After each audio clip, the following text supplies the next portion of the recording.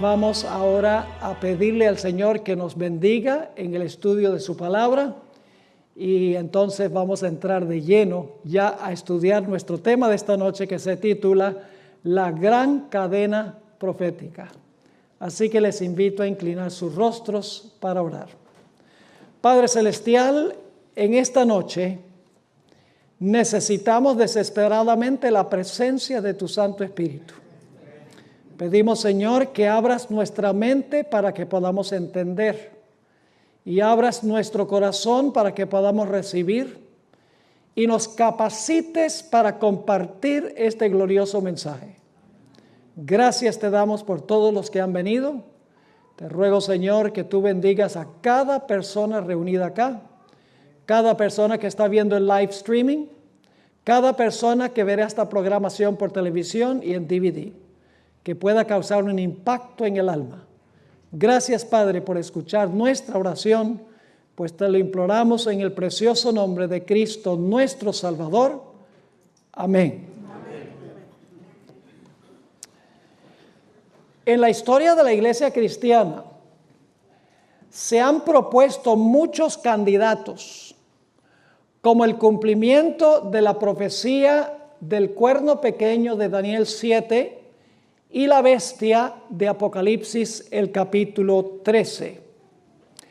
A través de la historia se han propuesto diferentes candidatos como el cumplimiento del cuerno pequeño y la bestia.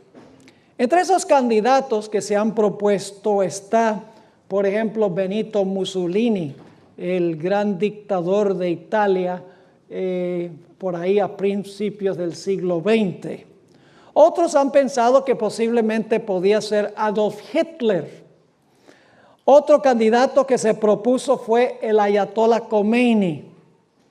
Aún otros pensaban que podía ser Yasser Arafat. Más recientemente, Henry Kissinger, quien fue secretario de Estado de los Estados Unidos durante la presidencia de Richard Nixon. Otros pensaban que posiblemente sería Saddam Hussein. Y recientemente vi un video de 1 hora y algo que inclusive decía que posiblemente el cumplimiento del cuerno pequeño y la bestia podría ser Barack Obama, el presidente de los Estados Unidos. Resulta obvio, mis hermanos y hermanas y apresadas visitas, que ninguno de estos cumple la profecía del cuerno pequeño o de la bestia.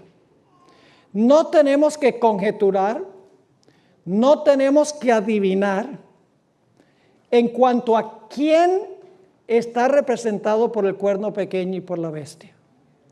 Porque la Biblia nos dice claramente cuándo se iba a levantar el cuerno pequeño o la bestia. La Biblia nos dice a dónde se iba a levantar y qué características iba a tener. Así que no hay que adivinar, no hay que conjeturar, porque la Biblia claramente indica dónde, cuándo y las características que iba a tener el cuerno pequeño o la bestia. En esta serie vamos a seguir un estudio disciplinado de estas profecías. Un estudio sistemático, cuidadoso, matemático, sin adivinar ni conjeturar. Vamos a estudiar la cadena profética y espero que puedan venir a todas las presentaciones porque vamos a llevar una hilación en nuestro temario. Es decir, cada tema construye sobre el tema anterior. Así que solo van a tener el panorama completo si vienen a todas las presentaciones, que son 6 que vamos a tener durante el transcurso de esta semana. Vamos a usar un método que se conoce como el método histórico de estudiar las profecías. La Iglesia Adventista tiene una misión especial, que es ir a todo el mundo. La Iglesia Adventista también tiene un mensaje especial. Ese mensaje se encuentra en Apocalipsis 14, 6 al 12, los mensajes de los 3 ángeles. Pero la Iglesia Adventista también tiene un método especial de estudiar las profecías. No es un método que nosotros le imponemos a las Escrituras, sino que es un método que sale directamente de las Escrituras. Y en realidad, en gran medida, la iglesia adventista es lo que es por el método de estudio profético que nosotros usamos. Así que vamos a usar este método que se conoce como el método histórico de estudiar las profecías. Le voy a explicar qué significa. Significa que las grandes profecías en cadena de la Biblia, como por ejemplo Daniel 2, Daniel 7, Daniel 8 y 9 y Daniel 11 y 12, al igual que Apocalipsis 12, 13 y 17, comienzan en el tiempo cuando vivió el profeta que escribió. Luego se describen los eventos que se realizan en cadena y cada una de estas profecías culmina al final de la historia con la venida del Señor Jesucristo. Es decir, estas profecías nos indican cuándo comienza la secuencia y cuándo termina la secuencia y todos los eventos entre un punto y el otro. Es decir, podemos seguir la trayectoria de la profecía, como sabemos dónde comienza la cadena, podemos seguir toda la trayectoria histórica culminando con el establecimiento del reino eterno de Cristo Jesús. No hay que adivinar porque podemos seguir los eslabones de la cadena un punto después de otro, culminando con la segunda venida del Señor Jesucristo. Ahora, quiero dejar muy en claro que en este tema de hoy vamos a hablar de un sistema religioso apóstata. Todavía no estamos en condiciones para identificar ese sistema apóstata. Pero quiero hacerles muy claro que no estamos hablando de los individuos o las personas que están en ese sistema. Porque en ese sistema hay muchas personas sinceras. Hay muchas personas que aman al Señor Jesucristo. Personas que sirven a Jesús lo mejor que pueden con el conocimiento que tienen. Vamos a hablar de un sistema. No estamos hablando de todos los individuos que están dentro de ese sistema. Quiero dejar eso muy claro. Si usted pertenece a este sistema y está aquí esta noche, no se sienta aludido porque no estoy hablando de usted. Estoy hablando del sistema o de la organización en sí. Ahora, un punto que necesitamos entender, y es muy importante, es que las profecías tratan en símbolos.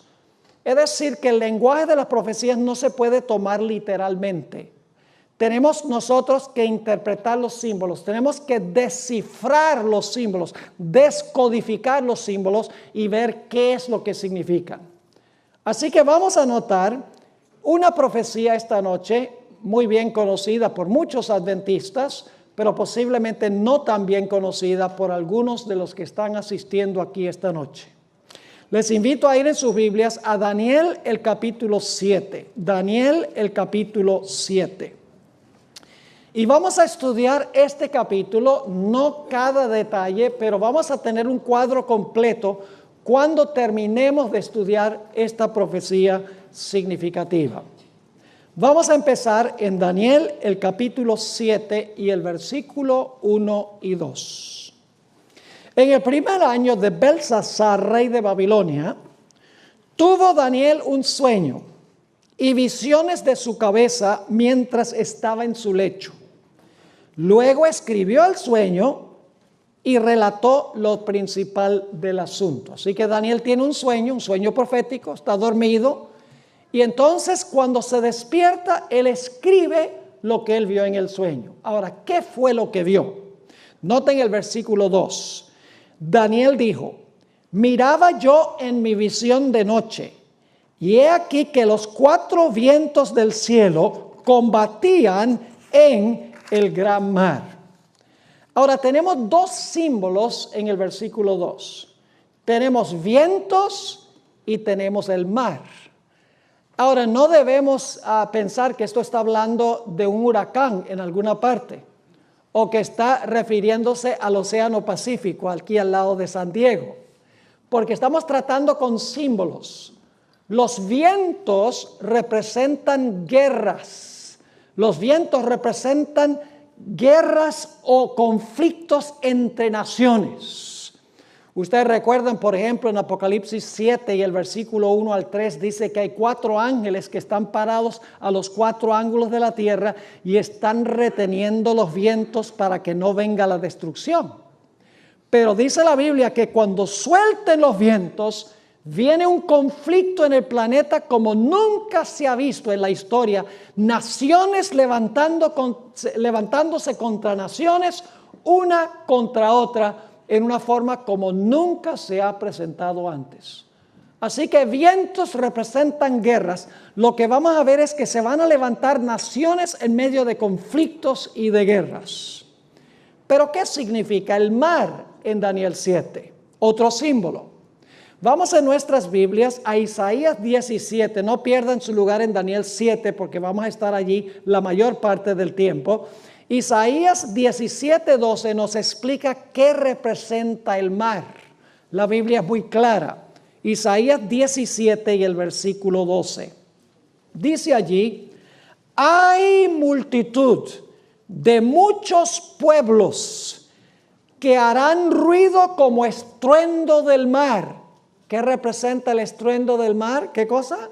Muchos pueblos que hacen ruido. Y luego la segunda parte del versículo dice, y murmullo de naciones que harán alboroto como bramido de muchas aguas. ¿Qué representan las muchas aguas? El murmullo ¿de qué? De naciones. Entonces, ¿qué representa el mar?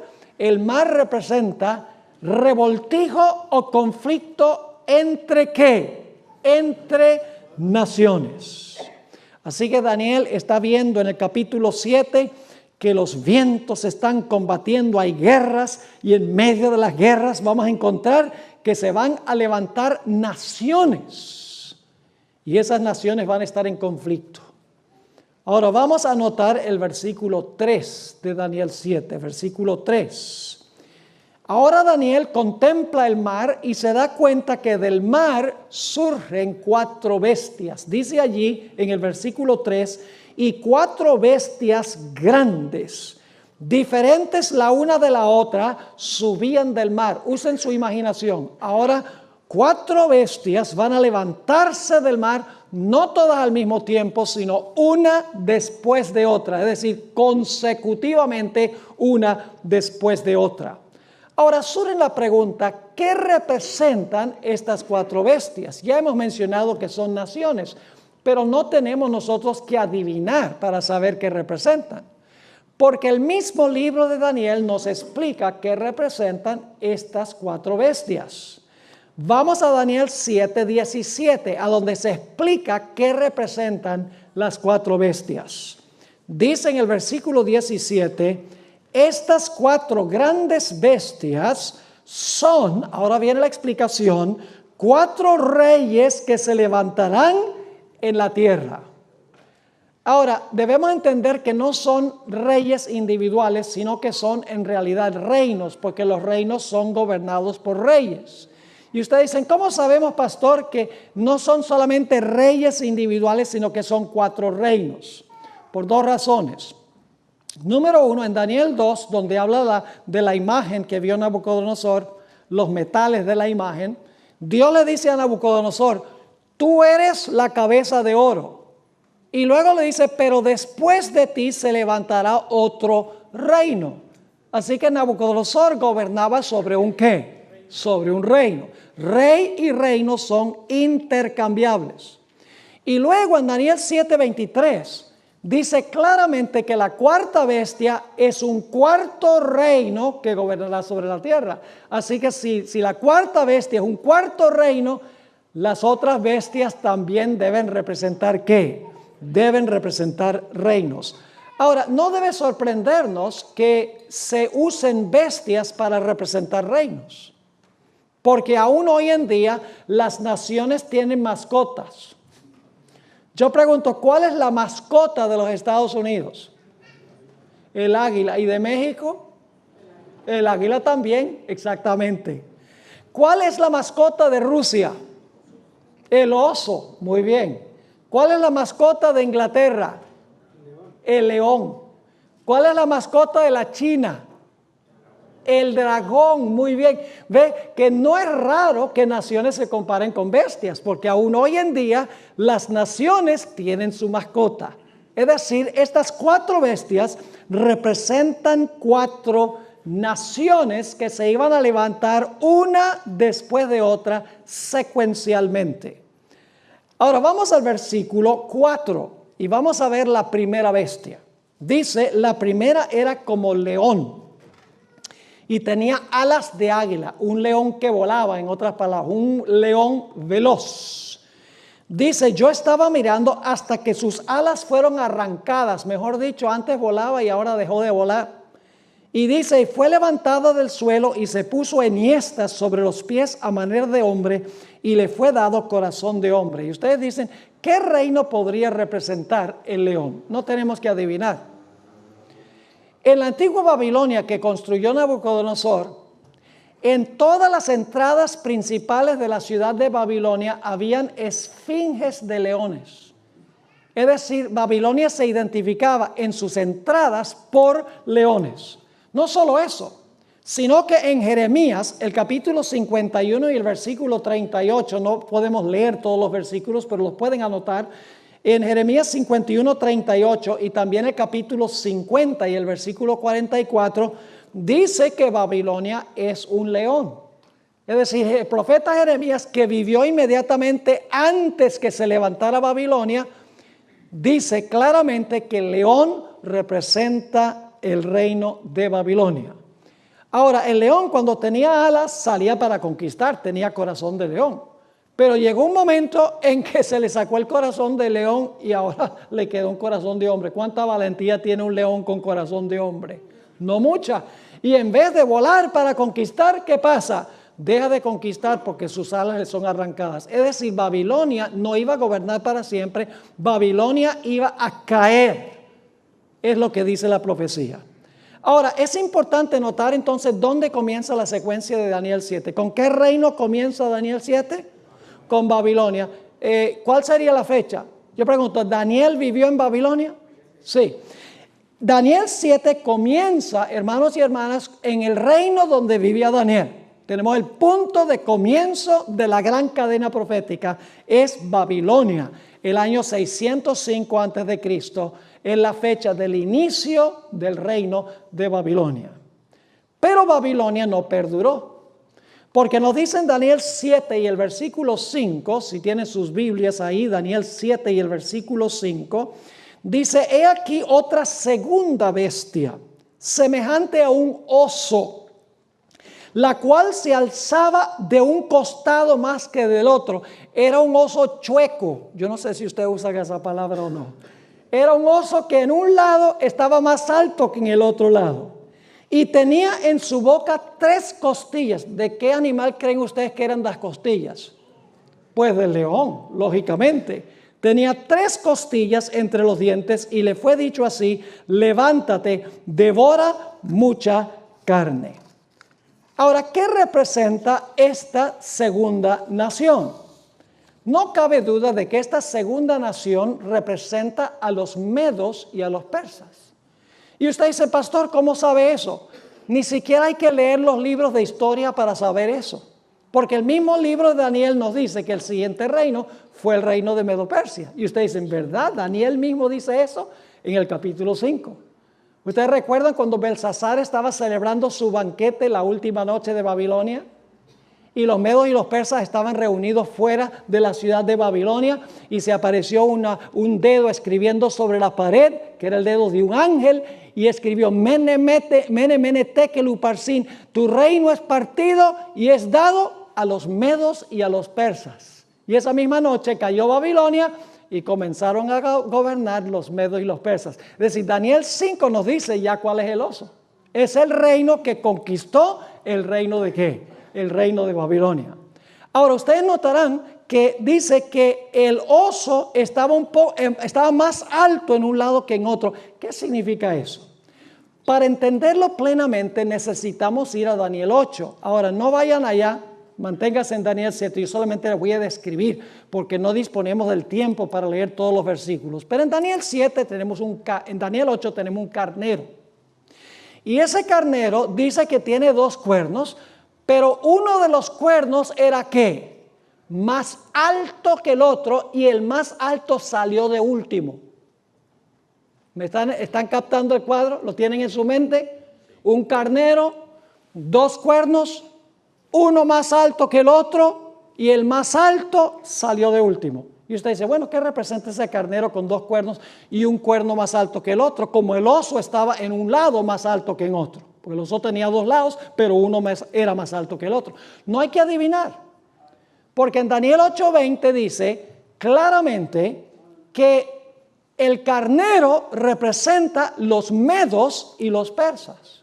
Y ustedes dicen, pero ¿por qué tenía un cuerno más alto que el otro y el más alto salió de último? Muy sencillo, si ustedes miran la historia, ustedes van a encontrar que este reino se componía de 2 reinos en uno, los medos y los persas. Los primeros 2 reyes de esta doble dinastía fueron medos. Después de esos primeros 2 reyes, todos los otros reyes fueron persas. Es decir, el cuerno más alto no salió de primero, sino que salió de último. Así que nosotros sabemos entonces que representa el oso un lado más alto que en otro. Los persas llegaron a ser más altos que el reino de los medos. Y sabemos, Daniel 8 dice claramente que el carnero eran los medos y los persas. Así que sabemos que el oso representa el reino que conquistó a Babilonia, Medo-Persia. ¿Está claro? Ahora vamos a nuestro tercer animal, nuestra tercera bestia, Daniel 7 y el versículo 6. Después de esto miré y he aquí otra, semejante a un leopardo. ¿Es veloz un leopardo? ¿Más veloz que un león? Sí, un leopardo. Pero este era súper veloz porque dice que tenía 4 alas de ave en sus espaldas. Es decir, un leopardo veloz, pero más veloz porque tenía 4 alas. Y luego dice, tenía también esta bestia, ¿qué cosa? 4 cabezas y le fue dado dominio. Y ustedes, bueno, ¿y cuál es este reino representado por el leopardo? No hay que adivinar. Y usted dice, ¿cómo que no hay que adivinar? Hay que ir otra vez a Daniel el capítulo 8. Porque en Daniel 8 tenemos un macho cabrío después del carnero. Y el macho cabrío tiene un cuerno notable en la cabeza. Y luego dice que el cuerno notable es quebrado y en lugar del cuerno que se quebró, ¿salen cuántos? Salen 4 cuernos. Ahora, no hay que adivinar qué significa esto. Porque encontramos en Daniel 8:20 que dice que el cuerno notable en el macho cabrío que atacó al carnero y acabó con el carnero, ustedes lo pueden leer ahí, dice que el cuerno grande era el primer rey. ¿Quién fue el primer rey de Grecia? Alejandro Magno, muy bien. ¿Y qué pasó cuando Alejandro Magno murió? Cuando Alejandro Magno murió, no dejó heredero, no tenía familia para heredar el reino. Y por lo tanto, la historia nos dice que el reino fue dividido en 4 partes. Los 4 reinos en los cuales se dividió este reino fueron las 4 cabezas del leopardo y los 4 cuernos de este macho cabrío. ¿Están viendo el paralelo? Ahora, entonces, ¿cuál es el tercer reino en esta profecía? El tercer reino representa a Grecia, no hay que adivinar. El mismo libro de Daniel lo dice. Y ustedes dicen, ¿verdad que Daniel lo dice? Sí. Si ustedes van al versículo 20, dice allí que el macho cabrío con el cuerno notable es su primer rey y dice claramente que es el reino de Grecia. Así que, ¿cuál es el tercer reino? El tercer reino es Grecia. Pero ahí no termina la secuencia. Note lo que dice Daniel 7 y el versículo 7. Hay una cuarta bestia.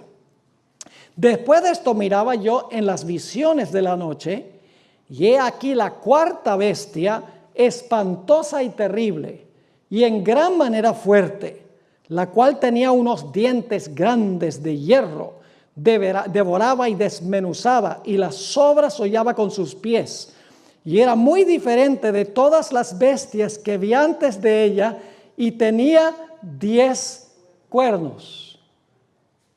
Ahora, hay un detalle muy importante que vamos a encontrar en la explicación de este versículo que acabamos de leer, y es que cuando esta cuarta bestia se levantó al principio de su dominio, no tenía los 10 cuernos. Los 10 cuernos le salieron después de un tiempo. Así que tenemos la cuarta bestia, le salen 10 cuernos, ya nos vamos a dar cuenta, y luego fíjense lo que sucede cuando están los 10 cuernos. Daniel 7 y el versículo 8 dice: mientras yo contemplaba los cuernos, he aquí que otro cuerno que pequeño salía ¿dónde? Entre ellos, es decir, entre los 10. Y delante de él fueron arrancados 3 cuernos de los primeros, es decir, arrancó a 3 de los 10. Y he aquí que este cuerno tenía ojos como ojo de hombre, ojos de hombre, y una boca que hablaba ¿qué cosa? Una boca que hablaba grandes cosas. Ahora, lo que quiero que noten es que esta cuarta bestia tiene 3 etapas consecutivas de dominio. La cuarta bestia, en Daniel 7 por lo menos, tiene 3 etapas consecutivas de dominio. Y ustedes, ¿cómo sabemos eso? Vamos a Daniel 7 y el versículo 23 y 24, a donde se explica lo que significa la cuarta bestia. Daniel 7, 23 y 24. Aquí viene la explicación. El mismo libro de Daniel nos explica qué significa la cuarta bestia. Dice, dijo así: la cuarta bestia será un cuarto ¿qué? Entonces las bestias ¿qué representan?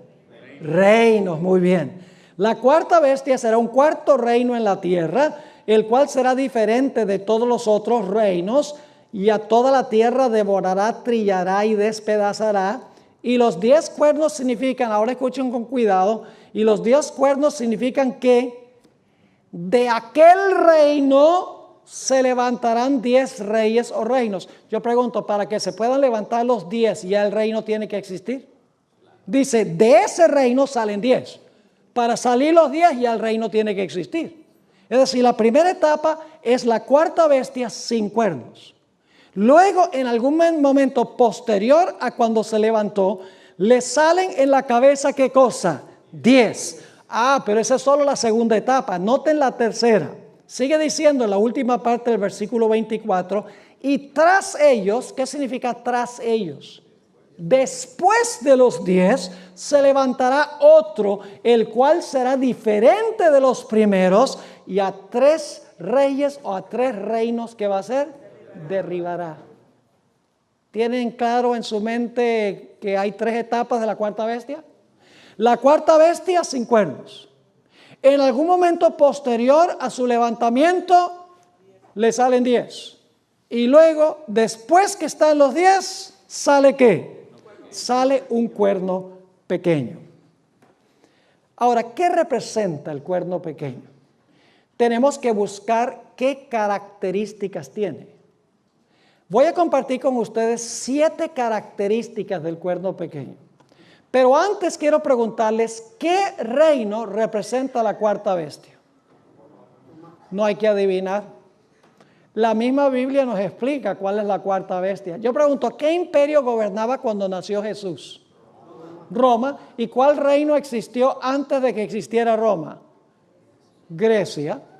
Entonces ustedes se dan cuenta que las 4 bestias representan a Babilonia, Medo-Persia, Grecia y el imperio ¿qué? Y el imperio romano. ¿Y luego qué va a pasar con el imperio romano? Se va a dividir en 10 reinos, y luego de la cabeza de la cuarta bestia, entre los 10 se va a levantar ¿qué? Un cuerno pequeño. Todas las 3 etapas son etapas de la cuarta bestia. Es decir, son etapas de Roma. Ahora vamos a notar 7 características del cuerno pequeño y luego vamos a ver a qué poder se aplican estas características. Característica número 1. El cuerno pequeño se levanta después que están completos los 10. ¿Están conmigo? Ahora déjenme explicarles qué fue lo que sucedió. El imperio romano se levantó en el año 168 a.C. Y el imperio siguió unido hasta el año 476 después de Cristo. ese año marcó la culminación de una invasión de tribus bárbaras que vinieron del norte del imperio y se fragmentaron y se dividieron lo que había sido el imperio romano. Hoy en día los países europeos son el fruto de las invasiones bárbaras. En el tiempo del imperio romano había un imperio unido, con un idioma, el latín. Pero cuando las tribus bárbaras vinieron del norte, los anglosajones se colocaron en Inglaterra, los alemanes en Alemania, los lombardos en Italia, etcétera, etcétera. Y estas tribus se parcelaron lo que había sido el imperio romano, dividieron el imperio y hoy hay muchas culturas y muchos idiomas en lo que había sido el imperio romano. Ahora, el último emperador en el imperio occidental romano fue un individuo llamado Rómulo Augustelo. Fue depuesto en el año 476. En esa fecha ya estaban completos los 10 reinos, las 10 divisiones de las que habían traído las tribus bárbaras que invadieron del norte. Es decir, que la primera característica es que el cuerno pequeño tiene que levantarse después de qué fecha. Tiene que levantarse después del año 476, cuando los 10 reinos están completos en lo que había sido el imperio romano. La segunda característica, y esta es obvia, es que el cuerno pequeño tiene que levantarse en Europa. Y ustedes dicen, ¿por qué en Europa? Pues porque los 10 cuernos representan ¿qué cosa? Divisiones del imperio romano. ¿Y a dónde estaba el imperio romano? En Europa, exactamente. Así que el cuerno pequeño, si se levanta entre los 10, y los 10 son las divisiones del imperio romano en Europa, entonces tiene que ser que el cuerno pequeño se levanta ¿dónde? En Europa, pero más específicamente ¿en qué parte de Europa? Tiene que ser en Roma, porque se levanta de la cabeza de la cuarta bestia, y la cuarta bestia es ¿qué poder? Roma. Es decir, tiene que levantarse en Europa generalmente, pero más específicamente ¿dónde? En Roma. Tercer lugar, tiene que arrancar a 3 de los 10 cuernos. Es decir, cuando se levantan de esas 10 divisiones que causaron las invasiones bárbaras, el cuerno pequeño cuando se levanta tiene que arrancar 3 de esos 10 cuernos. Es decir, después del año 476, tiene que levantarse en Europa Occidental, en segundo lugar, particularmente en Roma. En tercer lugar, tiene que arrancar a 3 de los reinos en que fue dividido el imperio romano. Ahora, las últimas 4 características se mencionan en Daniel 7 y el versículo 25.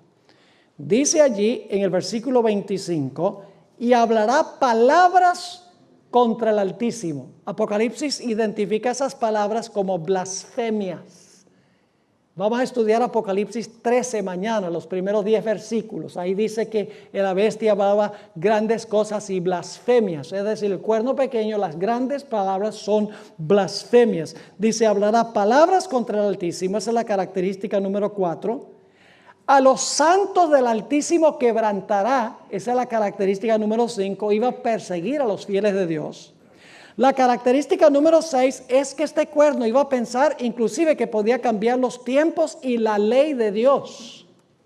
Y finalmente, número 7, dice que el cuerno pequeño iba a gobernar ¿cuánto tiempo? Tiempos y la mitad de un tiempo. Nos da la longitud de su dominio. Así que 7 características. 1, después del año 476. 2, en Europa Occidental, más particularmente en Roma. 3, tiene que arrancar a 3 de los 10 reinos. 4, tiene que hablar blasfemias contra Dios. 5, tiene que haber sido un poder que persiguió a los que eran fieles a Dios. 6, es un poder que dice que pudo cambiar la ley de Dios. Y 7, gobernó por tiempos y la mitad de un tiempo. Ahora, antes de identificar qué representa el cuerno pequeño, vuelvo otra vez a hacer una aclaración muy importante, mis queridos hermanos y hermanas. Nosotros vamos a identificar este sistema. Es un sistema, una organización. No estoy hablando de personas individuales dentro del sistema. Quiero hacer eso muy claro, Porque hay gente que yo conozco que está en este sistema que ama a Dios y le sirve lo mejor que puede. Y yo creo que Dios acepta su mejor servicio porque no conoce mejor. Es decir, no estamos hablando de personas específicas, estamos hablando de un sistema apóstata. Y ustedes dicen, pero pastor, ¿cómo puede usted decir que el sistema es apóstata y decir que los individuos en el sistema no son apóstatas? ¿Acaso los que están en el sistema no son parte del sistema? La respuesta a esa pregunta es no. Hay mucha gente que está en el sistema que no son apóstatas con el sistema. Y ustedes dicen, ¿cómo es eso? Tal vez les puedo dar un ejemplo. Un ejemplo que presenta la Sagrada Escritura sobre esto. Ustedes recuerdan en la época del Señor Jesucristo la situación o la condición en que estaba el pueblo judío. Yo pregunto, ¿la iglesia judía de la época de Jesús estaba en una condición apóstata? Completamente apóstata, mis hermanos y hermanas. Y ustedes dicen, ¿cómo es eso que era apóstata? Mire, el Sanedrín se reunió varias veces para condenar a Jesús a muerte. Yo diría que eso es apostasía. Persiguió a los apóstoles. Los sacerdotes y los teólogos de la iglesia judía apóstata se habían corrompido y pronunciaron un decreto de muerte contra Cristo y contra los apóstoles. Se basaban plenamente en las tradiciones humanas y no en la palabra de Dios. Y saben que Jesús denunció con firmeza esta apostasía.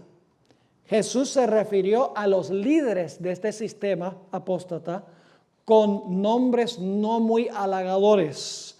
Les dijo hipócritas, sepulcros blanqueados, guías ciegos, asesinos, generación de víboras y serpientes. Óigame, esos fueron nombres que le dio Jesús a los líderes de este sistema. Pero escuchen bien, no todos los que estaban en el sistema eran apóstatas. Porque en el sistema se encontraba, por ejemplo, los 12 apóstoles.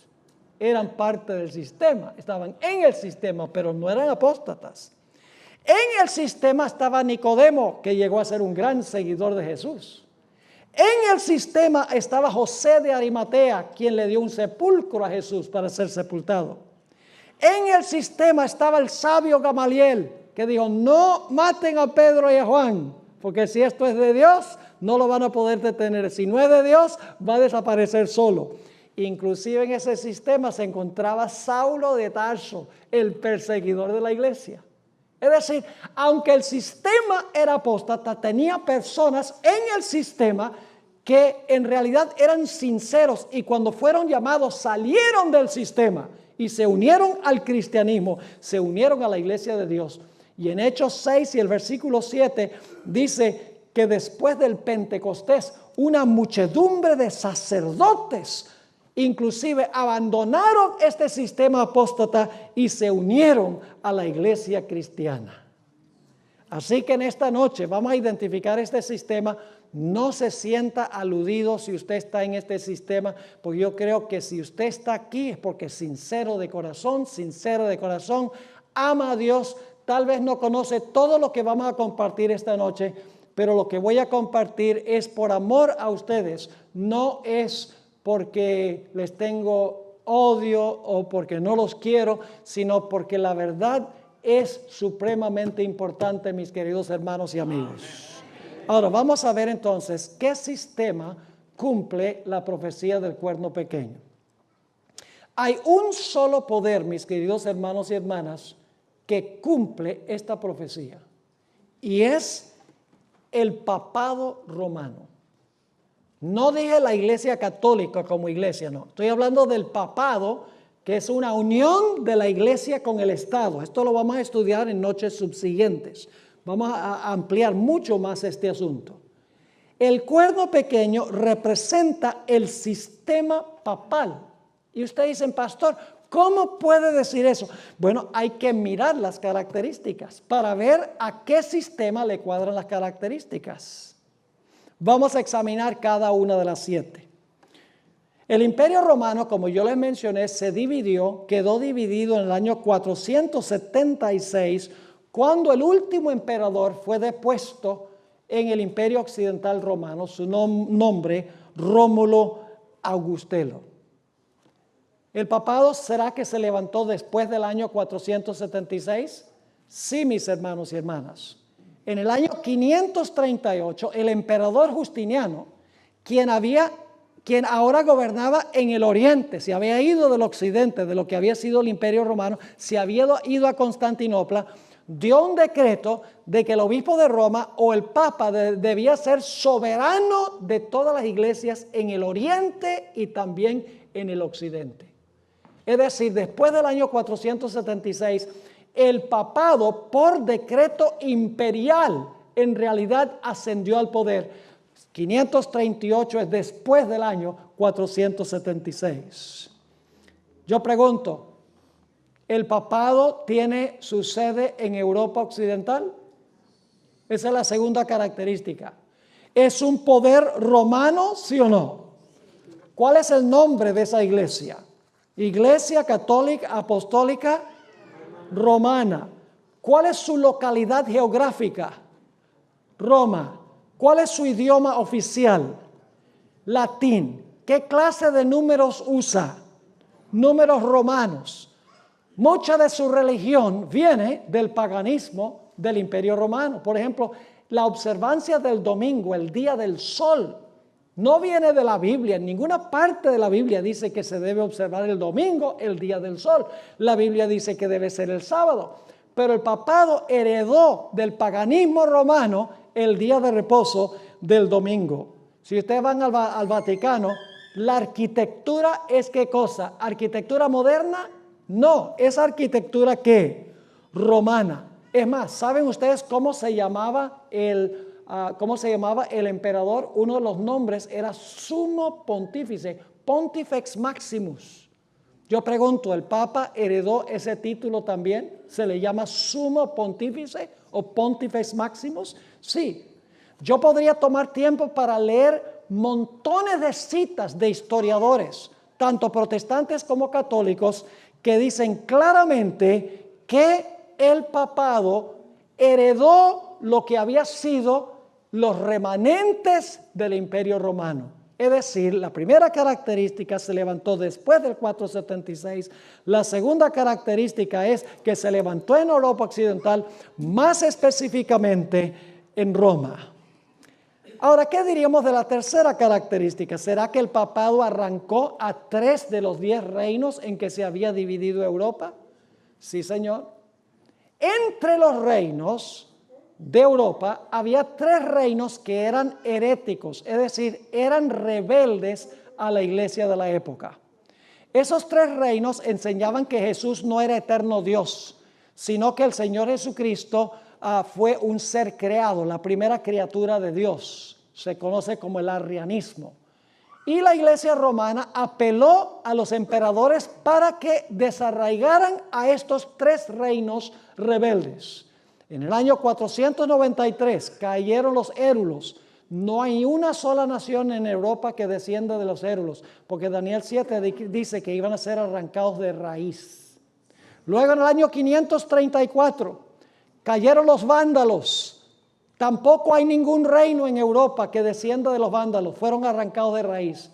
Y finalmente en el año 538 los ostrogodos sufrieron una cruel derrota y nunca recobraron la fuerza. Fueron arrancados de raíz también. No hay ninguna nación en Europa que venga de los ostrogodos. Es decir, tal cual lo dice la historia, el papado, apelando al poder civil del Imperio Romano, arrancó a 3 de los 10 cuernos. Ahora, ¿qué diríamos de que este poder habla blasfemias contra el Altísimo? Bueno, necesitamos entender qué es blasfemia. Hoy en día, cuando nosotros oímos la palabra blasfemia, decimos, eso es una persona atea que levanta la mano en alto y desafía al Dios viviente. No debemos definir blasfemia como lo define el diccionario en el siglo XXI. Lo que tenemos que hacer es definir blasfemia como lo define la Biblia. Ahora, ¿cómo define la Biblia blasfemia? La Biblia define blasfemia en 2 formas. Número 1, cuando un hombre dice que tiene poder para perdonar pecados. Cuando un ser humano dice que puede perdonar pecados, eso es blasfemia. Segundo, cuando un ser humano dice que es el representante de Dios en la tierra, eso es blasfemia según la Sagrada Escritura. Y ustedes dicen, pero pastor, ¿dónde está eso en la Biblia? Vamos a Marcos, el capítulo 2 y el versículo 7. Marcos, el capítulo 2 y el versículo 7. Jesús le acaba de decir a un paralítico, tus pecados te son perdonados. Ahora, Jesús sí podía perdonar pecados porque era Dios. Pero los judíos creían que él era un mero hombre y por lo tanto noten de qué lo acusan por perdonar pecados. Dice Marcos 2:7 que los enemigos de Jesús dijeron, ¿por qué habla este así? Blasfemias, dice, ¿quién puede perdonar pecados sino solo quién? Sino solo Dios. ¿Por qué acusaron a Jesús de blasfemia? Porque dijo que podía ¿qué? Perdonar pecados. Entonces yo pregunto, ¿el cuerno pequeño iba a pensar que podía perdonar pecados? Siendo un sistema humano, ¿cómo no? Ahora, note lo que dice Juan 10 y el versículo 30 al 33. Juan 10 y el versículo 30 al 33. Cualquiera que dice que es el representante de Dios en la tierra, también blasfema. Yo pregunto, ¿Jesús era el representante de Dios en la tierra, sí o no? ¿Cómo no? Era el representante del Padre. Ahora, fíjense lo que dice Juan 10, 30 al 33. Jesús hizo una declaración revolucionaria. Yo y el Padre uno somos. ¡Wow! Entonces los judíos volvieron a tomar piedras para apedrearle. Jesús les respondió, muchas buenas obras os he mostrado de mi Padre. ¿Por cuál de ellas me apedreáis? Le respondieron los judíos diciendo, por buena obra no te apedreamos, sino por la blasfemia, porque tú siendo hombre, te haces ¿qué? Te haces Dios. Es decir, cuando un mero hombre dice que puede perdonar pecados y cuando dice que es Dios en la tierra o el representante de Dios en la tierra, eso es blasfemia. Yo pregunto, ¿el papado dice que tiene poder para perdonar pecados? Ustedes saben que sí, las iglesias están llenas de confesionarios. ¿Y a quién le confiesan los pecados los fieles de la iglesia católica? Le confiesan los pecados al sacerdote, a un sacerdote humano, y el sacerdote dice, ego te absolvo. Es decir, yo te perdono. El sacerdote dice que puede perdonar el pecado. Y ustedes saben que Francisco I ha proclamado el año de la misericordia. Y ha dicho que mujeres, inclusive que abortaron bebés, si se arrepienten de verdad, pueden ir a su sacerdote y el sacerdote les va a absolver del pecado del aborto. Un mero hombre diciendo que puede perdonar pecados. Ahora yo pregunto, en la teología de la Iglesia Católica enseñan que el Papa es el representante de Dios en la tierra. ¿Ustedes saben que eso es así? No solamente eso, sino hay declaraciones de la Iglesia Romana a donde dicen que el Papa es Dios en la tierra. La Biblia dice que eso es blasfemia, mis queridos hermanos y hermanas. El cuerno pequeño entonces habló blasfemias contra el Altísimo. Significa el papado dice que puede perdonar pecados y dice que tiene el representante de Dios en la tierra. Luego la siguiente característica, la número 5, es que el cuerno pequeño persiguió a los santos del Altísimo. Yo pregunto, ¿la Iglesia Católica, más particularmente el papado, persiguió a los que no estaban de acuerdo con la Iglesia durante las edades oscuras, durante la Edad Media? ¿Persiguió? ¿Han oído ustedes hablar alguna vez del santo oficio de la Inquisición? Si quieren saber cómo funcionó la Inquisición, pueden leer las obras de Juan Antonio Llorente, un miembro de la Inquisición, que escribió varios volúmenes describiendo la Inquisición en España, el número de personas que fueron muertas por la Iglesia porque no estaban de acuerdo con la teología y con las prácticas de la Iglesia. Es más, recientemente, el Papa Francisco I visitó la ciudad de Torre Pellice en el norte de Italia. ¿Ustedes saben por qué es famoso Torre Pellice? Porque ahí es la sede donde están los descendientes de los valdenses. ¿Han oído hablar de los valdenses? El grupo más perseguido por la Iglesia romana durante las edades oscuras. Y Francisco I fue y se reunió en la iglesia principal de los valdenses y les pidió perdón por las persecuciones de la Iglesia romana en contra de ellos. Y antes de eso, Juan Pablo II el Papa Juan Pablo II escribió una larga carta pastoral a donde también le pidió perdón a los protestantes por las persecuciones que la Iglesia romana había lanzado en contra de los fieles de Dios. Ahora, saben ustedes, la Inquisición funcionó en 3 países latinos. Funcionó en Colombia, en México y en Perú. Hace varios años visité Perú por primera vez. Un lugar que siempre había querido visitar era el Palacio de la Inquisición, allí en Perú, en Lima. Así que le pedí a los que me habían invitado que me llevaran allá al centro de Lima, a la Plaza de Armas, para poder visitar el Palacio de la Inquisición. Fue algo impresionante para mí. En realidad uno entra al Palacio de la Inquisición y después de caminar un rato uno mira a la derecha y hay un mural inmenso allí de un auto de fe en la Plaza de Armas. Y ahí está pintado en la pared, en este mural, un individuo que está amarrado en la estaca y lo están quemando vivo. Y el guía tranquilamente decía, bueno, los que no estaban de acuerdo con la teología y las prácticas de la iglesia, lo amarraban a una estaca, le ponían leña alrededor y lo quemaban vivo. Él mismo decía eso. Y luego nos condujo a través de la cámara de la tortura. Ahí hay implementos, hay muestras de implementos que usaban para torturar a los que no estaban de acuerdo con la teología y las prácticas de la iglesia.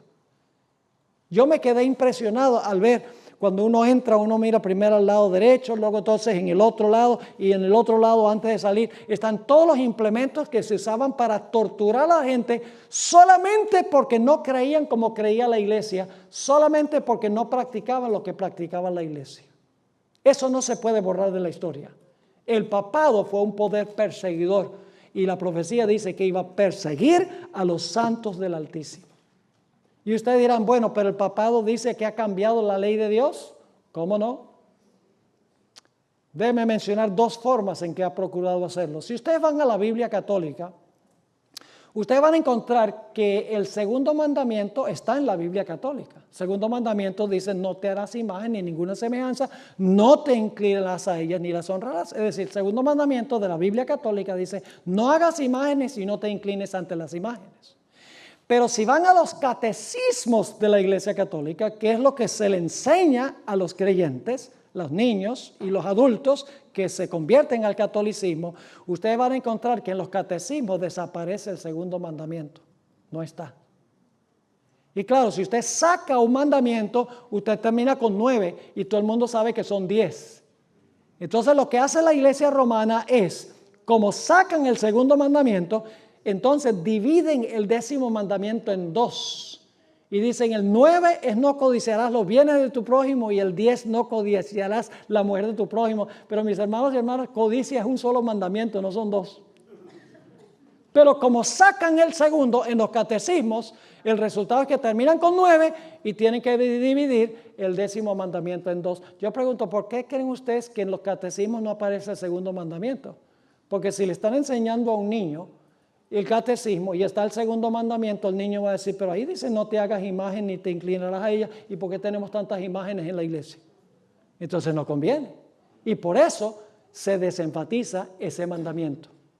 Pero el más grande cambio, mis hermanos y hermanas, que ha hecho la iglesia romana en la ley de Dios es que ha pensado que podía cambiar el día de reposo que Dios estableció en la creación, que reconfirmó en el 4º mandamiento, que Jesús guardó y que los apóstoles guardaron.